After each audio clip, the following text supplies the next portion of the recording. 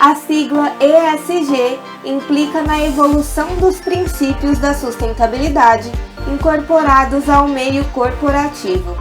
A percepção que a atuação socioambiental impacta diretamente todas as partes interessadas, empresa, governo e sociedade, fará com que as empresas levem a agenda ESG a sério, tornando os temas ambientais, sociais e de governança como prioridade em um contexto pós-pandemia. A conclusão é de uma pesquisa da Global Network of Director Institutes, grupo que congrega institutos de governança ao redor do mundo. Quer saber mais? Então aumenta o som, que o Eletrotalks de hoje está especial. Eletrotalks, seu canal de energia e eletricidade.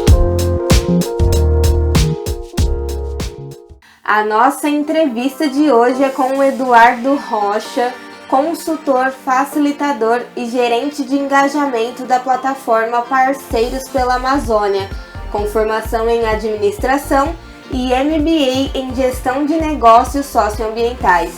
Eduardo, agradeço a sua participação aqui no Eletrotalks e gostaria de saber o seguinte: o assunto ESG é abrangente. Mais que uma simples avaliação sobre o meio ambiente e sociedade, ele leva em conta também como esse impacto pode reduzir os riscos de investimento e, sobretudo, aumentar a lucratividade, das empresas. Quais são os parâmetros ESG e em que situação o Brasil se encontra atualmente nesse aspecto? Olá, pessoal. Queria dizer que é uma grande satisfação estar participando aqui do podcast Eletrotalks, da Oca Solar Energia. Agradeço imensamente por essa oportunidade. Considero muito interessante, muito importante esse envolvimento da sociedade civil, esse diálogo sobre questões tão estratégicas para o desenvolvimento sustentável do nosso grande sistema global. Deixo também meu agradecimento a você, Tuane, pela oportunidade do diálogo, e a minha colega Juliana Gatti, do Instituto Árvores Vivas, pela ponte para que eu pudesse estar aqui hoje. O tema de ESG realmente é abrangente. Seus parâmetros dizem respeito à esfera ambiental, de environment, social e de governança, que estão diretamente relacionados à questão do desenvolvimento econômico. Eu sempre gosto de pensar na palavra economia, que quer dizer o cuidado da casa. Então, foi uma forma de entender que as coisas estão interligadas. Quando a gente fala de redução de riscos do investimento, aumento de lucratividade, a gente está falando de um potencial ou não, de impactar a vida e o cuidado de todos, inclusive do meio ambiente. Nós fazemos parte do meio ambiente. Agora, entrando um pouco mais nessas esferas, a questão da pauta ambiental está relacionada, sobretudo, aos temas de pegada de carbono, pegada hídrica, conservação de biodiversidade, regeneração dos biomas, redução do desmatamento e da emissão de gases de efeito estufa, gestão de resíduos e por aí vai. Já na questão social, podemos falar sobre integração, sobre diversidade, valorização da diversidade, empoderamento de grupos que estiveram historicamente excluídos e vulnerabilizados, além de questões básicas como saúde, educação, que afetam toda a vida de uma pessoa e também da sociedade em volta dela. Por fim, a questão da governança traz o aspecto dos arranjos possíveis, arranjos multissetoriais e mecanismos para que se auxilie no processo de tomada de decisão das instituições que estão propondo medidas relacionadas ao seu próprio negócio e também à qualidade de vida e desenvolvimento do local onde atua.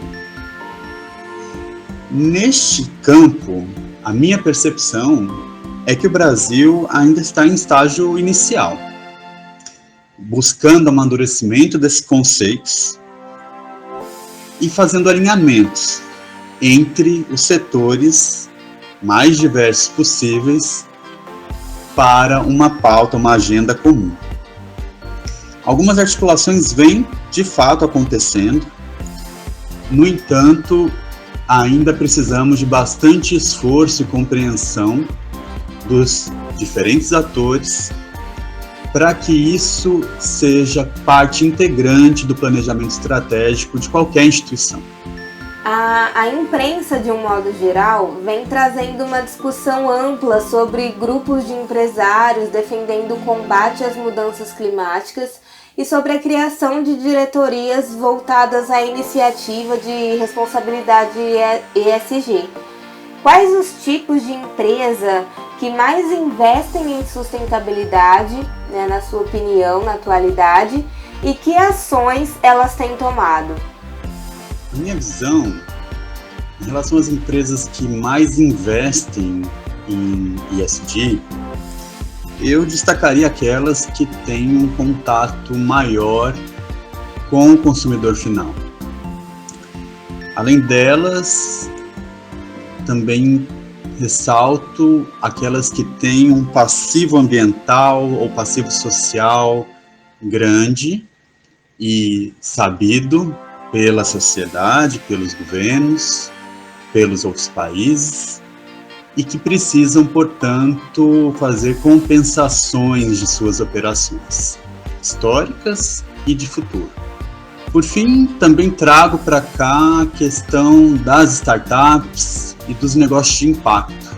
Esse é um campo que vem crescendo bastante nos últimos anos e que tem um alinhamento estratégico de investir desde seu começo em questões relacionadas à sustentabilidade. Os tipos de ação, na minha visão, estão bastante relacionados a fortalecimento de iniciativas do terceiro setor que tenham uma relação direta com a operação ou com o entorno de suas operações, a questão de mitigações e de doações, a consolidação, no caso dos negócios de impacto, de planos e modelos, mecanismos de operação que funcione, se não pelo equilíbrio entre os aspectos ambientais, sociais e econômicos, mas pelo menos pelo monitoramento de indicadores neste quesito e uma avaliação transparente e ampla sobre cada um deles. E os consumidores estão se importando muito mais com sustentabilidade, isso é visível, né? Em uma pesquisa feita pelo Instituto de Tecnologia e Sociedade em parceria com a Universidade de Yale, por exemplo, montou um questionário que tinha 2 perguntas sobre o que as pessoas consideravam mais importante. A primeira era proteger o meio ambiente, mesmo que isso signifique menos que o crescimento econômico e menos empregos. E a segunda pergunta era promover o crescimento econômico e a geração de empregos, mesmo que isso prejudique o meio ambiente. Como resultado, 77% dos entrevistados ficaram com a primeira alternativa, que era de proteger o meio ambiente. Como uma adequação às iniciativas ESG podem tornar uma empresa mais atrativa aos investimentos do mercado, já que as pessoas estão se importando mais com essa questão? A adequação à ESG pode realmente ser algo bem estratégico, bem interessante para as empresas acessarem mais investimentos do mercado. Eu diria que influencia diretamente na inovação e na diversificação dos produtos. na segurança jurídica que essa empresa apresenta e na sua eficiência de gestão de seus próprios recursos. E não só recursos financeiros, mas recursos humanos e toda a questão de tempo, processos que envolvem uma operação de uma empresa. Com isso, fica bem mais potencial, eu vejo, o acesso a mercados, o acesso a crédito e a outras formas de fonte de receita, investimentos, mecanismos de operação, joint ventures, venture capital, enfim. Abre um leque bastante interessante para que o negócio se sustente no presente, no futuro, mesmo diante de tantas incertezas e possíveis crises e abalos. Fica mais sólida a operação, né? Dados da Bloomberg News afirmam que mais de 130 empresas em setores que vão de petróleo e gás a grandes tecnologias fecharam negócios de energia limpa. No caso da Amazon, que foi inclusive uma notícia aqui no Oca News, na Oca, que sai às sextas-feiras, foram 35 contratos da Amazon só em 2020. Ao todo, a empresa já adquiriu mais de 7 gigawatts, até o momento, e tem mais empresas investindo em energia limpa. A Apple e a Microsoft também já anunciaram medidas que reduzem a emissão de carbono drasticamente em sua produção. A energia limpa, de um modo específico, tem atraído mais do que outras ações? E isso torna a empresa mais atrativa a investidores? Eu diria que sim. O setor de energia limpa, de energia renovável, vem se desenvolvendo bastante nos últimos anos. Um destaque aqui no Brasil, por exemplo, a energia eólica, a energia solar fotovoltaica, seja para grande geração, como pequena e médias usinas, o próprio consumidor tendo mais acesso para poder colocar sistemas fotovoltaicos em seus telhados. Enfim, eu vejo que o custo e as externalidades da energia não renovável começaram a ficar muito mais evidentes, e isso afeta diretamente na operação das empresas. E isso também impacta dentro de casa, quando a gente decide olhar para o nosso consumo e decide investir num tipo de energia limpa que reduz o nosso custo mensal. Então fica muito mais tangível para o consumidor, para o cidadão, entender do que se trata. E aí ele valoriza mais aquelas empresas, organizações que investem nesse setor. Logo, os investidores dessas empresas também valorizam e direcionam seus investimentos para aquelas que incorporaram e incorporam esse entendimento no próprio modelo de negócio. Então, vejo que sim, investir em energia renovável, em energia limpa, ficou bem mais atrativo e gera uma diferenciação dessa empresa para captar mais recursos. E qualquer empresa pode se beneficiar com a adoção de processos mais sustentáveis, desde pequenas até grandes empresas e de todos os nichos de mercado? Sem dúvida. Eu vejo que processos sustentáveis significam ainda uma diferenciação no mercado e um modo de se pensar as organizações como parte, como aliada na questão de um desenvolvimento mais sustentável, tanto dos países como dos blocos, continentes e da Terra como um todo. O que pode variar é a força, a escala e até a adequação destes processos ao que as marcas entregam para o mercado. Mas eu vejo que qualquer empresa, qualquer porte, pode ser beneficiada por adoção de processos sustentáveis, sim.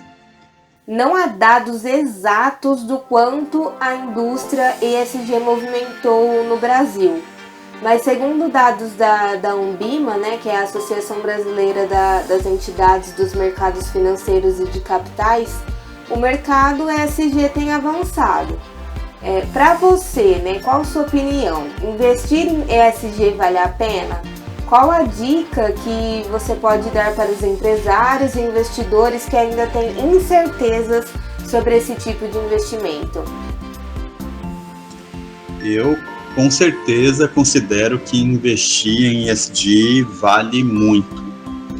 Quando a gente olha, historicamente, a performance de empresas nas diversas bolsas mundo afora, aquelas que apresentam um crescimento estável são principalmente empresas que já incorporam as questões de sustentabilidade em seu modelo de negócio, em suas pautas de investimento, em seus diálogos com a sociedade, seus processos de contratação.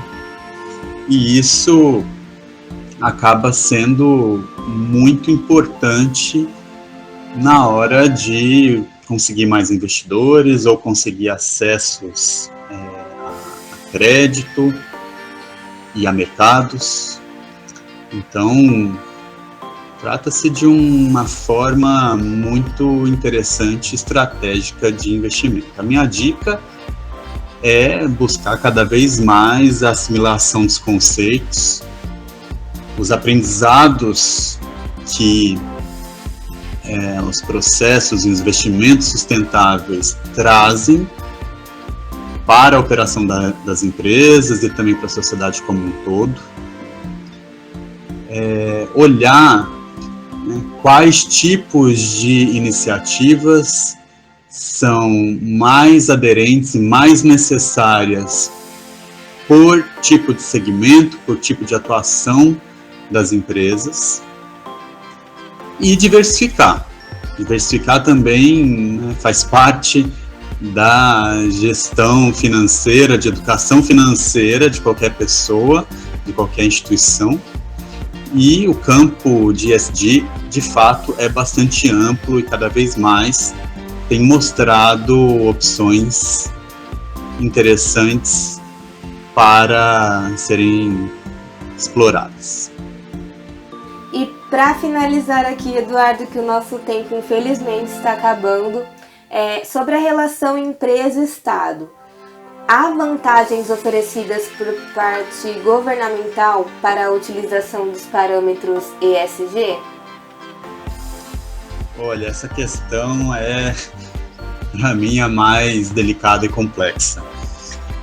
Já houve avanços no sentido de estimular a adoção de parâmetros, processos ESG pelas empresas, a partir de políticas públicas, a partir de incentivos fiscais, que o governo regulamenta através de suas agências. No entanto, este é um ponto que não parece estar ainda consolidado e incorporado pelas políticas de governos do nosso país, em suas instâncias municipais, estaduais e federais. Então, para mim, uma questão extremamente importante, que precisa avançar logo, que precisa ser aprofundada, que precisa ser levada muito mais a sério, mas acho que é papel da sociedade civil e do setor privado de exigir, cobrar e tomar decisões, sobretudo na hora de escolha dos nossos governantes para que aumentem essas vantagens e que a gente consiga criar uma cultura permanente, sólida, de incentivos e desenvolvimento cada vez maior de políticas, de medidas e condutas sustentáveis. Eduardo, eu agradeço muito pela sua disponibilidade para falar aqui no Eletrotalks e esclarecer vários pontos desse tema tão importante que está tão em alta. Com certeza vamos te convidar para próximos episódios em breve. E para você que se interessa por esse tema, quer saber mais, tem um artigo super legal lá no ocenergia.com/blog. E se você quer ficar por dentro de todas as novidades do universo fotovoltaico e elétrico, não se esqueça de seguir a Oca nas redes sociais. E é claro, não se esqueça de seguir o Eletrotalks aqui no Spotify. Até a próxima! Eletrotalks, seu canal de energia e eletricidade.